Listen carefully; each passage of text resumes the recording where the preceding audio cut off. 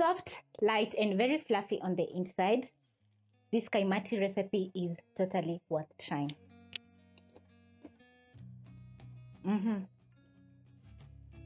This is so good. Growing up, I used to enjoy snacking on kaimatis, or whenever my mother used to make me kaimatis, and it was always so delicious because the kaimatis were so good. So today I'll be showing you how to make the simplest Kenyan style kaimati recipe, which you're going to love. The ingredients are going to be very basic and the outcome is going to be very delicious as always. You can serve kaimatis over breakfast, brunch, or even serve as a side dish over lunch or dinner. So grab yourself all those ingredients and let's make kaimatis.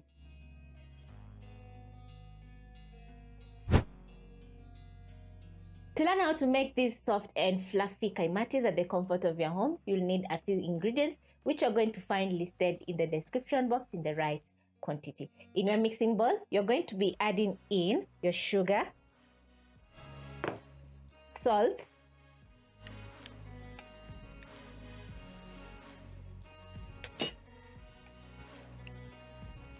ten grams of instant yeast, and your water.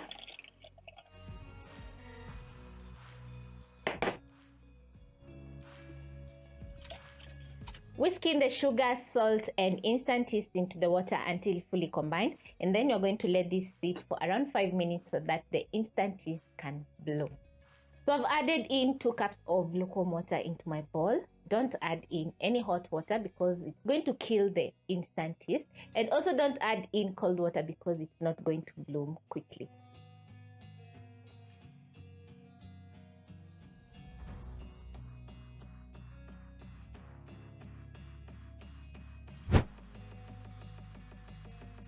After 5 minutes, you're going to add in your all-purpose flour,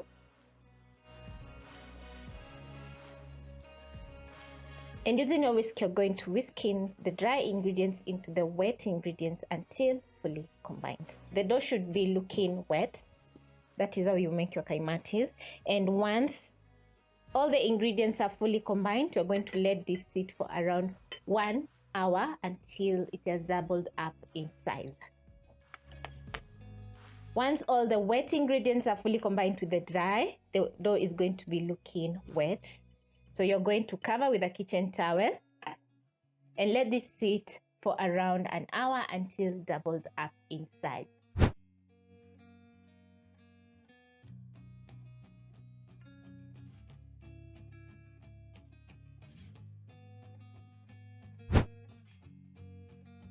When your dough has doubled up in size, it's time to make some delicious kaimatis. So you're going to move over to the stove top and place a pan over medium-high flame and add in enough oil to fry your kaimatis. So this is how my dough is looking, and as you can see, it's very active because you'll notice that it's bubbling. So I'm going to use a spoon and remove the excess air pockets in the dough, and it's going to be looking very smooth once you've knocked out all the air pockets. Now it's time to check if the oil is hot. So you're going to insert a skewer or a toothpick in your oil. Once you notice bubbling, the oil is ready to fry your kaimatis. You'll pick a tablespoon and drop in your butter into the cooking oil carefully. And it's going to be very easy for you to drop in the butter into the cooking oil, or you can simply use your hands. Today I'm using a tablespoon.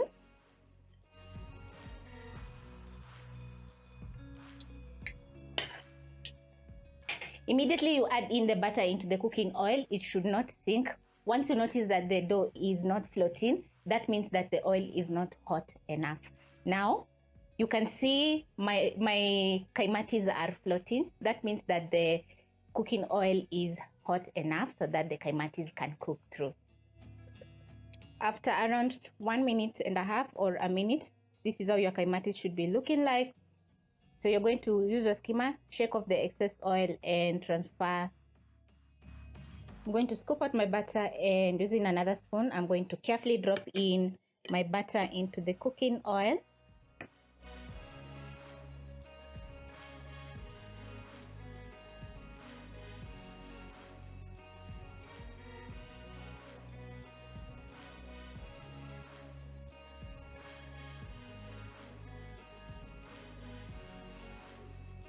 Cook for around 30 seconds to 1 minute, and once you notice that the kaimatis are browning, you'll use a skimmer or a skewer and flip the kaimatis so that they can cook on the other side. The kitchen is smelling so good because yeah, we are frying and we are making delicious kaimatis.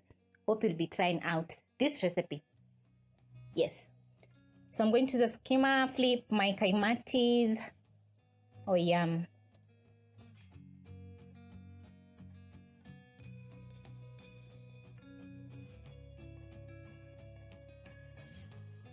Check on my kaimatis. Shake off the excess oil.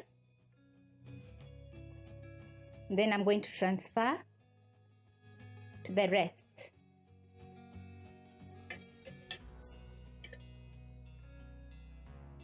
As you scoop out the kaimatis, you're going to notice that they're very light. That means that it's super fluffy on the inside.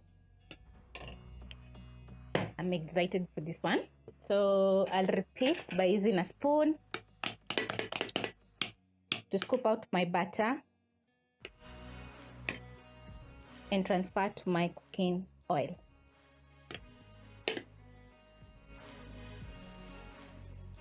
As I said earlier on, don't overcrowd the frying pan, because once you overcrowd, the kaimatis are going to soak in oil and then they're going to turn out very soggy, and we don't want soggy kaimatis. We want just fluffy, soft texture on our kaimatis. Not on, in our kaimatis.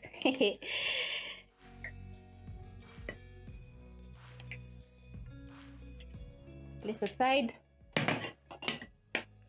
and wait for my kaimatis to fry.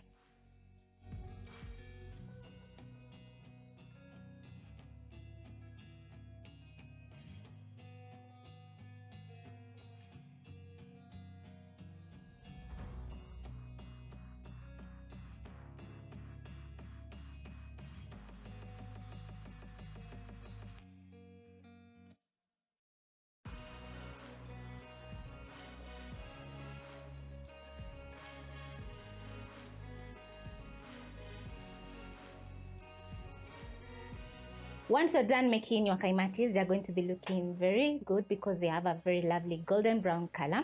They're going to be soft and fluffy on the inside, and let's not forget, very delicious. So you can have kaimati over breakfast, brunch, or even accompany with some lunch or dinner, and it's going to be very delicious. So thank you so much for watching, and I hope you'll be trying out this easy and amazing kaimati recipe that you'll absolutely love.